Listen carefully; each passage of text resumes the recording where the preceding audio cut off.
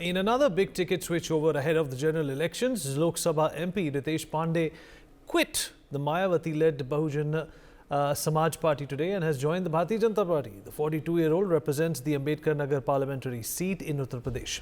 His father, Rakesh Pandey, is a Samajwadi Party MLA in Uttar Pradesh Assembly. Addressing the media after joining the BJP, Mr. Pandey said he was inspired by Prime Minister Modi's vision of a developed India and had joined the BJP to work towards this goal. Now, this came after BJP, or in fact, the NDA had gained some massive switchovers from the opposition in their kitty. Big wigs like Ashok Chavan joining BJP and Milind Deora joining the Ajit Pawar-led NCP, which is, of course, a part of the NDA. Not just this, 3 Aam Aadmi Party councillors from Chandigarh also joined the BJP last week. Now, as we near the election season, such massive switchovers are happening, but the question remains, is this just to join the Modi wagon, or the game of numbers is making the leaders turn their coats? That's the big question we're also going to be asking of our guest. Sumitra Goenka, political analyst, joins us on this program. Sumit Peer, senior political analyst, also joins us on the program.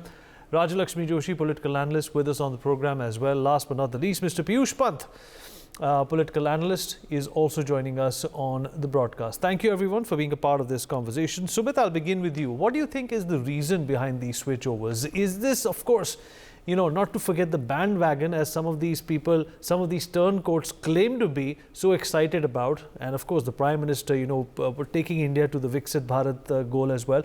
Or do you think it's the number crunching that's finally led them to, basically get sweaty and get nervous and jump ships? What exactly is going on over here, according to you? Vinay, thanks for having me on your show. In fact, it's a very evident thing. Everybody salutes the rising sun. And these politicians are very smart. They know where is the Janta ki bhavna, and who is going to win. And who is going to win with how many seats. Now, Modi ji has started this concept of development delivered. Shilanyas bhi main karunga, inauguration bhi main karunga. So it's not, for my grandkids, one day something will be built. I have just laid the foundation stone. So now when this is happening, people are resonating to it. The people are seeing the economic development. The people are seeing the Modi magic which is being unveiled. New leaders are brought into the fold. For a single first time MLA becomes a chief minister. It was never seen before. It doesn't happen in any other party. So when they are seeing these things, they are seeing where the wave is. They are seeing where the development is. They are seeing where the development is getting delivered. They are seeing where the people's sentiment is. And they are also seeing which is the party where they have maximum chances. As first time MLA becoming a chief minister is unheard in Congress or TMC or followed by any other party. And this party is not controlled by a family. This party is not controlled by a group, or they are not relatives who are exchanging seats. With this kind of thing, the people are seeing, if they want to see their long-term political careers, they want to be long-term in the politics. You can't be swimming against the tsunami. You might be the best swimmer in the world, but this is insane to swim against the tsunami. So they are turning their course, aligning to the wave, and carrying on with it. So whether I don't know, it depends from the case to case, whether it's opportunism in politics or they're really concerned about the development. That will depend from an individual to individual. But generally speaking, these are the only two conditions that are happening after 400 par and after we have seen the debacle of the India alliance. You see, for example, we need, UP mein you're getting 17 seats to contest.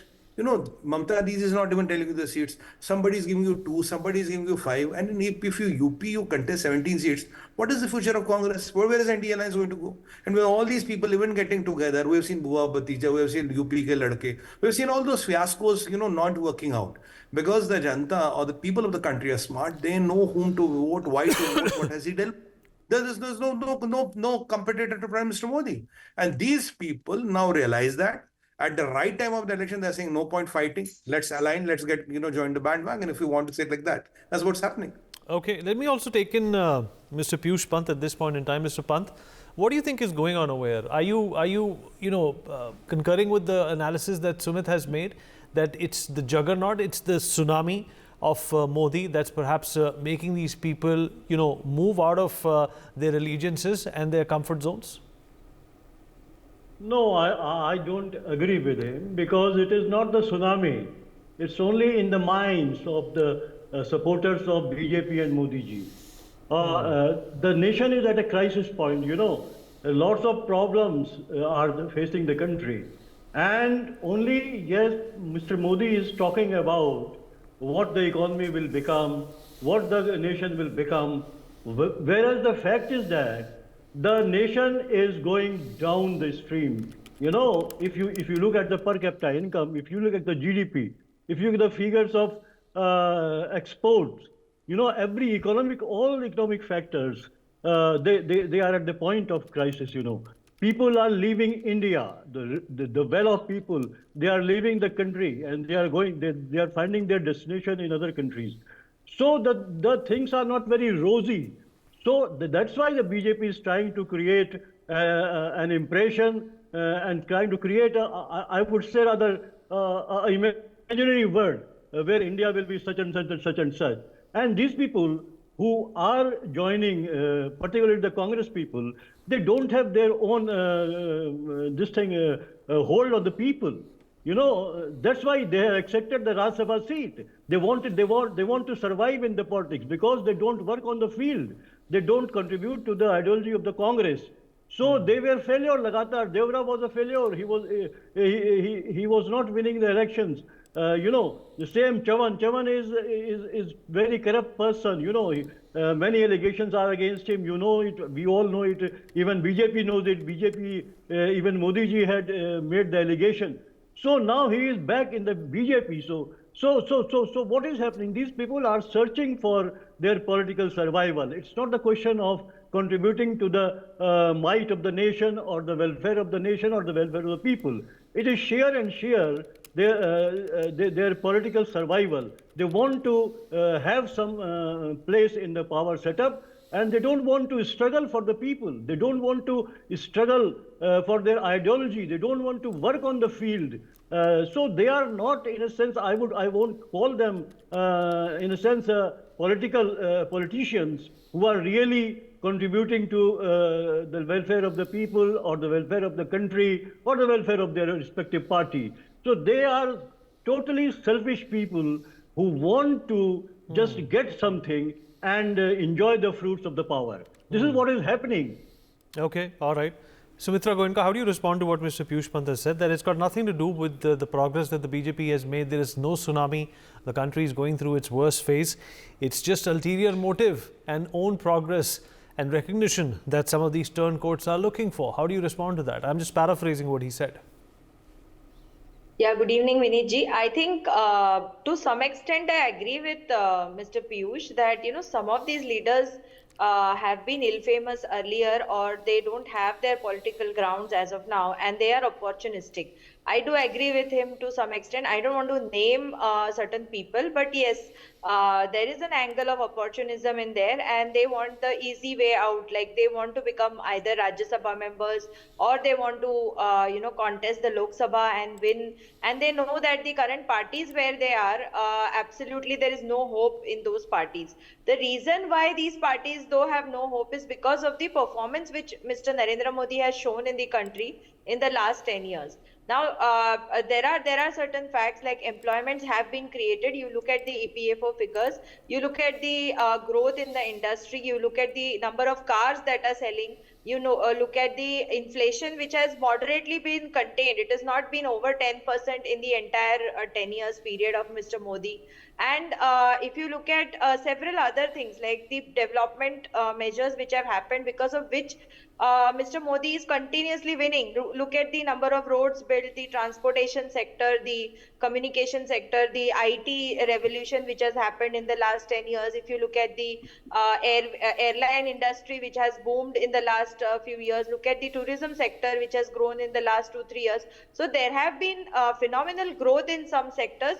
I do agree there are challenges also which every government has to face due to internal and external factors. But what is the opposition doing? Opposition has not been able to bank on any of the areas where they need to put focus on. What they have done is they have instead, spoiled their ground level. They are, trying to build alliances with those parties whom they were accusing. So the cadres have become confused in the opposition ranks also. So today Aam Aadmi Party has suddenly realized that Congress is the best party in the world. So the existence of Aam Aadmi Party in Delhi or in the national political arena was because they were opposed to the Congress, and today they are saying that the Congress is the best party and they have done a seat sharing arrangement. Now where do the people, the voters of these parties go to? And we are seeing that BJP is continuously moving on the agenda of development. They are showcasing whatever work they have done to the public, people are benefiting out of it. There are several schemes. There is a motivation in the people like Narendra Modi, and he is going to win. So obviously it is a combination of these two factors. While I do agree that there is a element of opportunism also, but at the same time there is no hope from the opposition, because there is complete lack of leadership, there is no agenda, there is no policy, and they themselves at the leadership level and at the ground level are confused about how they are going to face this election.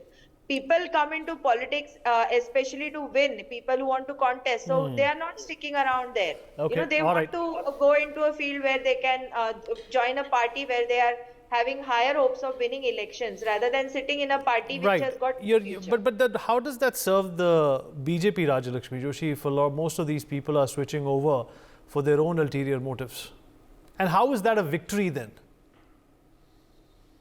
Vineet, that's a very interesting thing that, there are a lot of these people, I would say that, like, for example, in Bihar, I would, openly say that the prospects of Mr. Nitish Kumar, I would say, is completely on the decline. And yet, the BJP has welcomed him back in spite of everything that happened, and in spite of all the bad blood that was spilled some time back, simply because and I think that all political parties are actually doing the same thing today, that they don't want somebody else to cut into their own votes. That is exactly what is happening. So when the BJP ties up with the JDU, so that is what they're doing. They're trying to take away the opposition. They may not have anything to gain from Mr. Nitish Kumar, but then Nitish Kumar stands to gain by joining hands with the BJP, and the BJP has cut down the opposition, in a sense. So the same thing is happening in Uttar Pradesh between Akhilesh Yadav and Rahul Gandhi. When you see this UP ke do ladke, very frankly, the Samajwadi Party doesn't have much to gain from joining hands with the Congress, and yet they are giving away 17 seats to the Congress, though they are actually doing a very strong negotiation. But in spite of that, they are giving away 17 seats, which is unbelievable, simply because they don't want the Congress to cut into their Muslim votes. So this is this thing about cutting away the opposition, reducing the opposition, and making yourself stronger. That is what is happening with the rest of the India Alliance also. All these regional parties, whoever is joining hands with the Congress, is doing simply that, because they are not standing any chance of gaining anything by joining hands with the Congress. They're simply cutting down this cutting of votes from the Congress voter base, which even though it has reduced drastically over the last so many years, but they don't want that to be cut further, because then they see that the BJP is giving a strong opposition to almost all these regional parties. So even in Tamil Nadu, if you look at it, I don't think that Stalin has anything to fear from the Congress, but at the same time, he doesn't want the DMK to lose even any of those votes, because then he sees that the BJP is growing from strength to strength in Tamil Nadu. Now in West Bengal, so the cadre is completely against each other, the TMC and the Congress, and yet they are joining hands with each other. If you see that Adhir Ranjan Chaudhary has made it a very strong, he has voiced it very strongly that they simply can't work with the TMC. And yet they are joining hands because they don't want them to cut each other's votes. So that is the reason why all of this is happening, Vineet. So it's not always about 2 + 2 = 4 in these elections, I would say. But then at the same time, they don't want to cut the votes of each other, and that is the reason why the BJP, even though in some cases they may not stand to gain, they don't want the opposition also. And in a lot of cases, if you see that most of these people who have had this tag of corruption, they did not have a chance to continue with it after they joined the BJP, because then there was a strict eye on them. So after joining, there was no other further allegation. So if you look at it, again, that is another thing that they do have a strong voter base, some of them. Like, for example, Mr. Ashok Chavan, he has very strong voter base in Nanded. So, if you look at it, see, in Nanded, the BJP is a little, it has definitely a lot to gain by joining hands with Mr. Ashok Chavan, because he has a strong base there. So, and he will affect the adjoining districts as well. So that is why what they have done, I think, is a very smart choice, because then in the Marathwada, they saw that they did not really find themselves to be very strong. And even in the alliance partners of the Shiv Sena and the NCP, they don't know how the voter base right now is affected by the split in all these parties. Right. Let me also take a response from Sumit on what Mr. Pant had also stated earlier. Sumit, I saw your hand go up. How do you respond to what Mr. Piyush Pant also said, that this is all a part of, self goals, and basically the ulterior motives are very, very clear. There is obviously an element of self gratification that also comes into these turncoats. It's got nothing to do with the BJP. You see, Vineet, with due respect to POG, first let's talk of some facts. Today, 17 governments of BJP in the states, right? Modi ji is talking of 400 par. I didn't hear something coming from Rahul Gandhi or Akhilesh Yadav, or for that Mr. Kejriwal. $630 billion of foreign exchange reserve, Modi ne kuch nahi kiya. Your economy is at 4 trillion, Modi ne phir kuch nahi kiya. You have made aircraft carriers, you have made LCAs, you have made LCAs, you have made Tejas, Modi ne kuch nahi kiya. You are feeding 80 crore people, you are contributing 40% of the food basket of the world, Modi ne kuch nahi kiya. Your UPI is now in demand in France and all, it is going to around 32 countries, Modi ne kuch nahi kiya. Your rupee is being traded in 34 countries. Modi ne kuch nahi kiya. People are queuing up to do FTAs with you. Modi ne kuch nahi kiya. You have done exports of $770 billion. Modi ji ne phir kuch nahi kiya. Now this year we'll be doing 1 trillion, because by December we have completed that figure.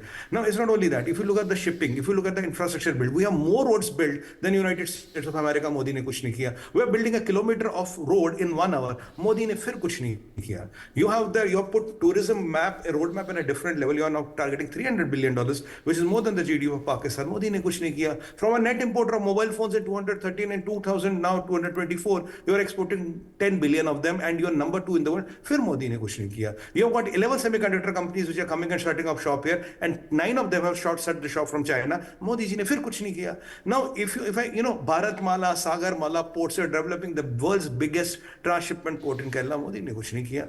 Your currency is stable, your inflation is stable, your unemployment is under control. When the doldrums of the world were shaking, and yet you could inoculate 200 crore people, right? Or Modi ne fir kuch nahi kiya. You could made a vaccine which was, which you would send to 33 countries, or maybe 60 odd countries. Some 20-30 countries went it for free. Modi ne kuch nahi kiya. You are making medicines which are going to 203 countries. You control almost, we have monopoly in the world. Modi ne kuch nahi kiya. Number 4 in hydrocarbons, Modi ji ne fir kuch nahi kiya.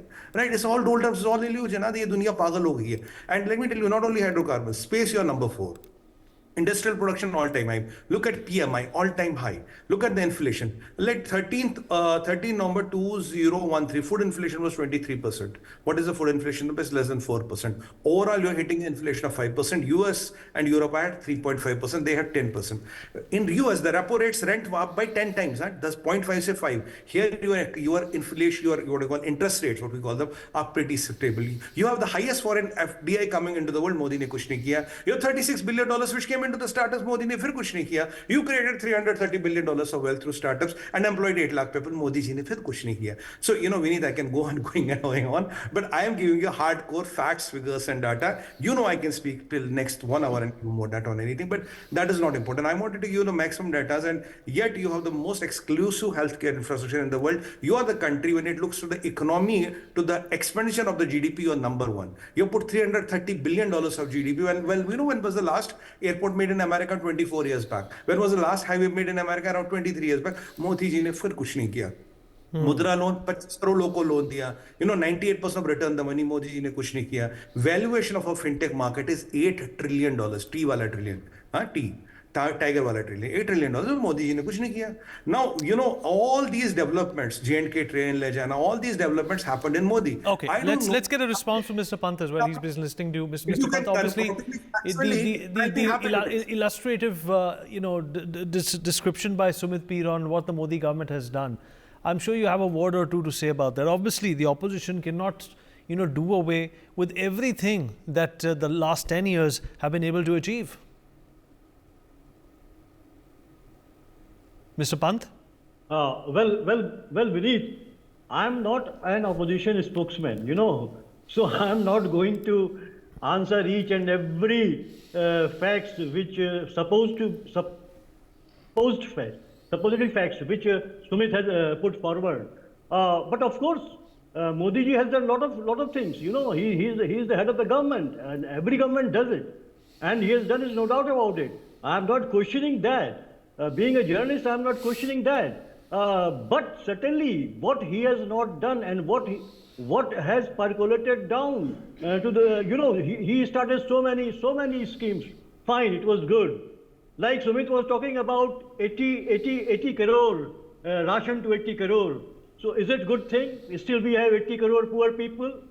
So should we feel proud about it? Moreover, we have the PDS system right from the very beginning. Every government, gives a ration to the people of India. Those people who are below poverty line, or people who are even above poverty line, who cannot afford to buy it from the market. So the government, it has been a policy of the government through PDS. The government used to provide it. Now I'm talking about, the country is the debt on the country. It is almost 1.73 lakh crore.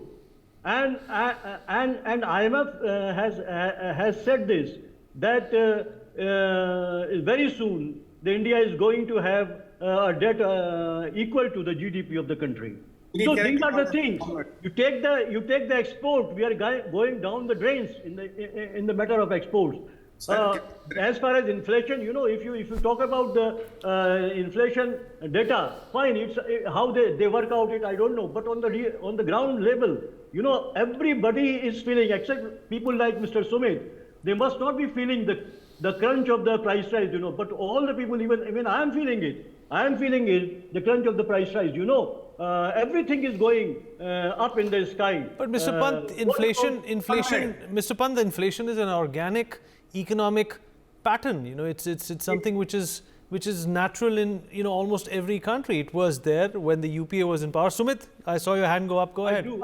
I do agree. Inflation has been always there, but there has also been relief coming from the government. But this government is totally insensitive to the plight of the people. On the other hand, it increases, GST on each and everything. Each thing, commodity, which is of daily use to the people, even poor people, they use it. So this is the kind of the government which is totally insensitive to the people. Maximum taxation has been put by this government on the people of India. And on the other hand, the expenditure, has been increasing, and that too, non-planned expenditure has been increasing. And now we are indebted, to a very dangerous level. We will have to think over it. And per capita income is going down. GDP is not increasing. GDP is at the same static level. Oh, yeah, of course. You tell me. I'll tell you now, Vineet will let me come in. Okay. It has not touched 7. It is important, please. Okay, quickly, Sumit, then we go to Sumitra ji as well. Yeah, very Go on, Sumit, go on. PUG, is going down. One second, Mr. Pant, one second. Let Sumit respond to what you have just alleged. With due respect, I'll give you the numbers. When Manmohan Singh ji left, the GDP was $1.8 trillion, and today we are at 4 trillion plus. So I think it's not an achievement. I think 4 is less than 1.8. New mathematics, I have to learn again. Now, our stock exchange is number 4th in the world. It was not even 10 but 10. We are not happening. At the time of UPA, we were the 11th economy by GDP. Now, today, we are the 5th, and by PPP, we are already 3rd at $14 trillion. I'm giving you the international numbers, sir. That is number 1. At the Manmohan Singh ji's time, our export was around $238 billion. Now, today, we're doing $770 billion. So, 770 is less than 230. I don't know that. I have to correct. I have to go back to... All right. Sumit, quickly. Sumit. There was one more thing. You talked about why are we giving food to the people. You have 4 times the food in your PDS godams and all. Okay, now all right. We've run out of time, Sumitra ji and Rajalakshmi. 10 seconds to each one of you, and then we wrap up. Sumitra ji.